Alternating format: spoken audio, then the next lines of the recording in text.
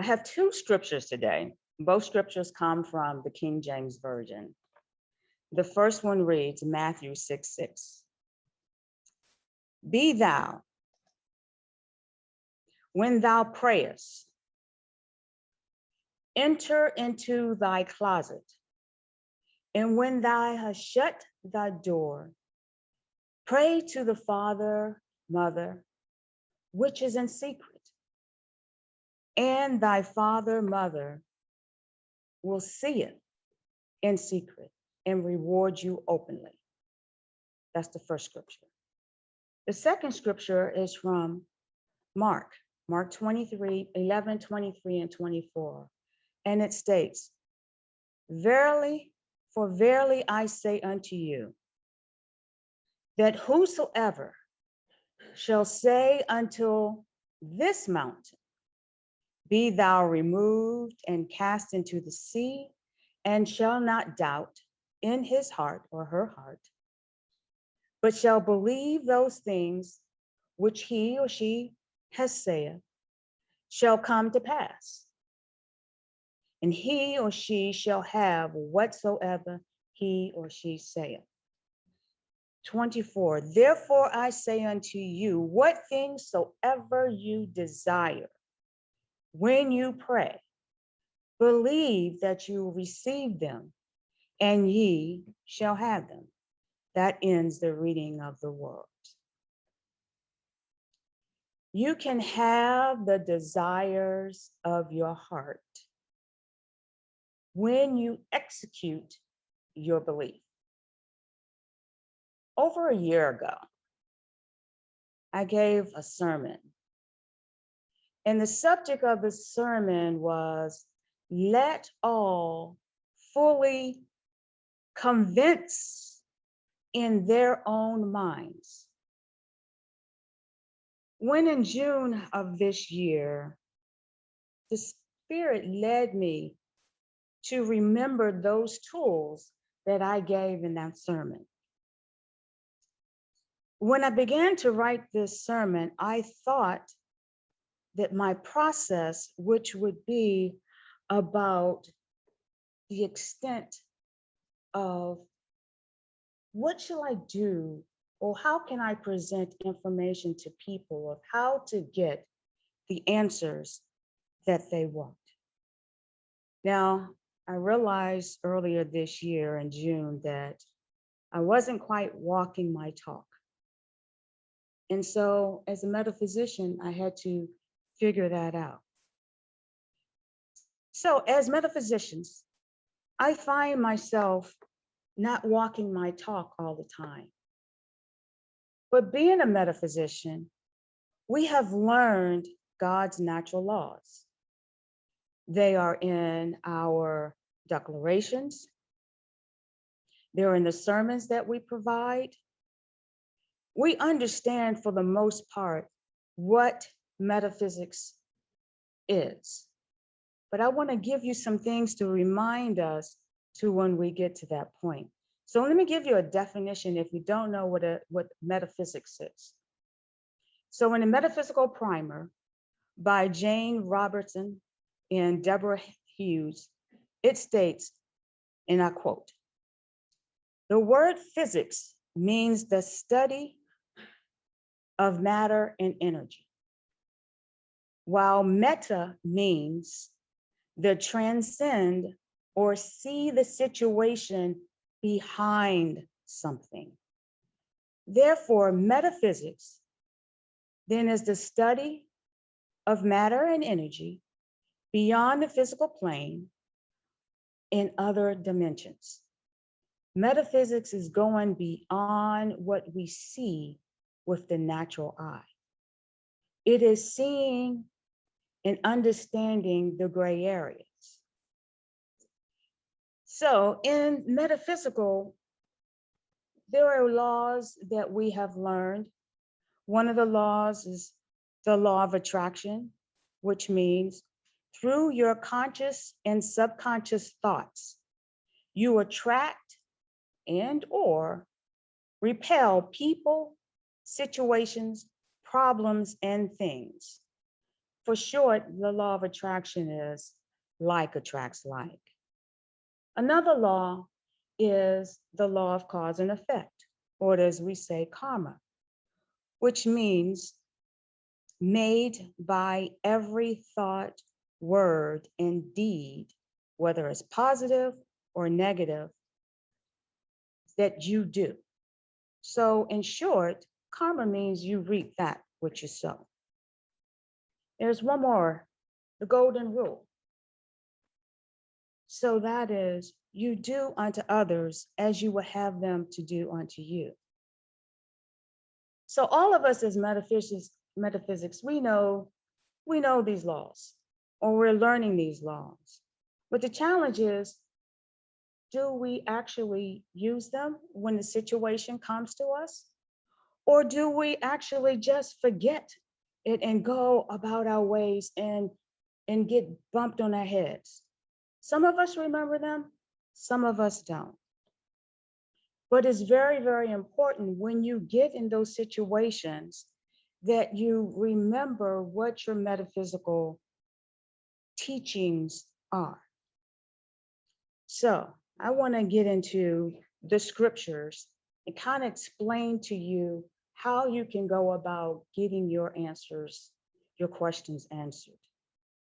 So the first one was Matthew 6:6. It says, "But thou, when thou prayest, enter into thy closet, and when thou hast shut the door, pray to the mother, father, which is in secret, and the mother and father, which seeth in secret, shall reward thee openly." So, what is this saying? We think literally that we're supposed to go into a room and shut the door. That's not what this scripture means. This scripture means go into your mind. Shut out all types of worry, thought, naysayer information.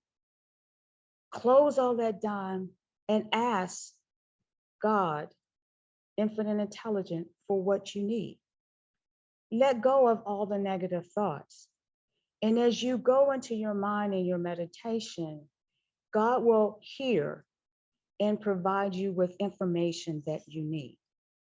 The second scripture from Matthew 11:23 and 24, "For verily I say unto you, that whosoever shall speak unto the mountain, whatever the big problem is or little problem is, doesn't matter, be thou removed, and be thou cast into the sea, and shall not doubt in his heart, but believe those things which he has said, and it will come to pass." So people think that our mountains are so huge, so big, that we can't get an answer. But I'm telling you today that God always answers our questions. The question is, are we listening? And are we executing the things that God is actually putting in our path? God always answers.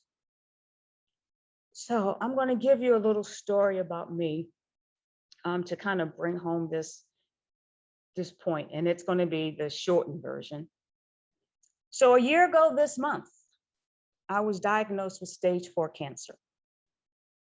I kind of asked the doctor, I said, what happened to 1, 2, and 3? And the doctor, gave me an answer, but, it wasn't really profound.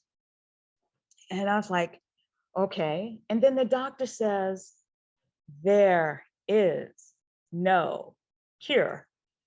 And I'm like, what? So I'm on stage 4 and there's no cure. So being the Bible toter that I am and studier, I know that everything has been cured or healed at least once. And so I was reminded of the scripture in Matthew's 4:23, and I'm going to read it to you. This is in the King James Version. It states, "And Jesus went about all of Galilee, teaching in the synagogues and preaching the gospel of the kingdom, and healing all manner of sickness and all manner of disease among the people. To me, all means all. If it has been healed once, it can be healed again by God. God has no respective person. Jesus was the vehicle that God was using at that time for the healing of the people. So how do I know? How do I know that everything can be cured? Well, let me tell you. In my cancer journey, I keep it positive. You know, if a person talks to you and asks me how I am, I always say I am super fantastic. I did 7 rounds of chemo and had a hysterectomy. You know, got all the woman parts taken out. And lo and behold, a month after I thought that the cancer was gone, it came back. And I'm like, whoa, what's going on here? I was, you know, even though I'm super fantastic, I am who I really am, super fantastic. I was a little low. I was a little low. I was like, God, I need someone to talk to. And the phone rang. Who was it? It was Reverend Nancy.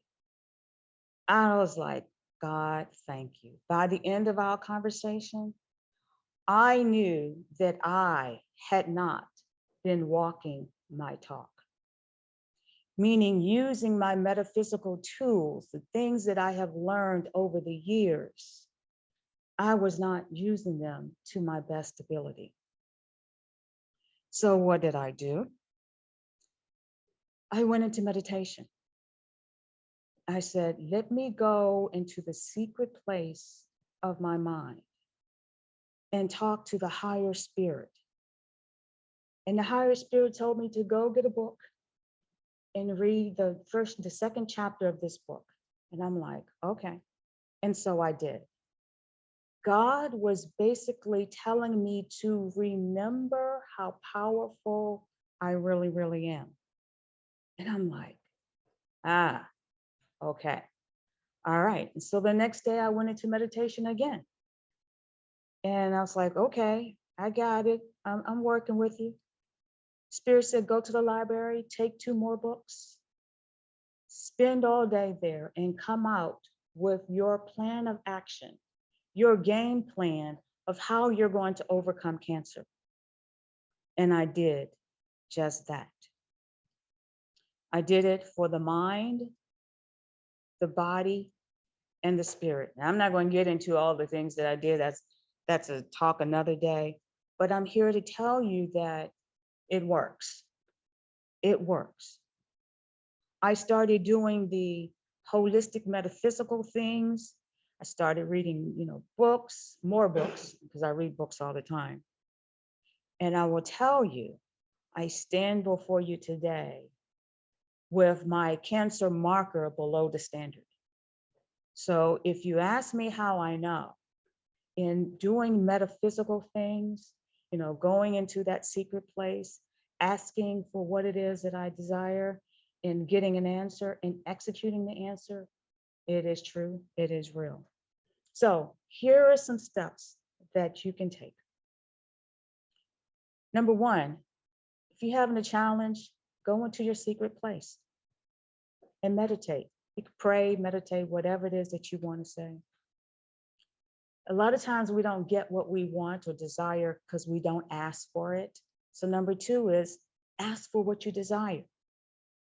Speak to that mountain to be removed and cast into the sea, never to be returned. Then whatever spirit gives you, number 3, execute it.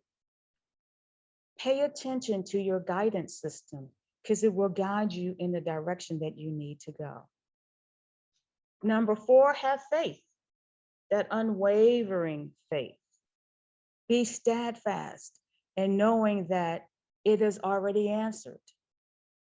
And don't let the naysayers stop you or turn you around for those things that was told to you to do. do it anyway. Because I'm going to tell you, you know, I didn't want to take chemo. Sorry, I left that out. I did not want to take chemo again. And so, people saying, go take the chemo. My doctors wanted me to take the chemo. And I'm like, I don't want to take the chemo. So I'm going to trust in God. I'm going to trust and do what God told me to do, you know, and all the time, and I'm developing my guide, my plan of action. No, that it is not Wanda by herself. It's my guides, my teachers, God. Everyone is giving me the direction and the things that I needed to do. So it does work. It does happen. Execute the natural laws. Focus on those things that you desire, that you already want to have. Don't focus on the things that I don't have. Focus on the things that you've already have it. Be patient and let, number 6, the universe bring it into fruition. And last but not least, number 7, give thanks. Always give thanks and appreciation that whatever is asked for, it is given, and move forward from there. Understanding the natural laws, the spiritual laws, understanding and believing that whatever you ask for, don't say I need a Ferrari today, and well, it could come, but be kind of realistic in your desires. Believe that you will receive it and you'll have it. So if you don't get the Ferrari, maybe you'll get a Corvette. Now, I don't know if it's a little less fast, but still pretty. I want you to always remember that God is always with you. God is always in you. You are made in the image and likeness of God. So that spirit that you carry every day is God. So if anybody ever asks you, where God is, you can say, oh, God is within. And then go to that higher place and get the answers that you desire. Pray often, meditate often. Shut the door of the naysayer, shut the door of the constant chatter in your head. And as you do that, prayers will be answered. Namaste.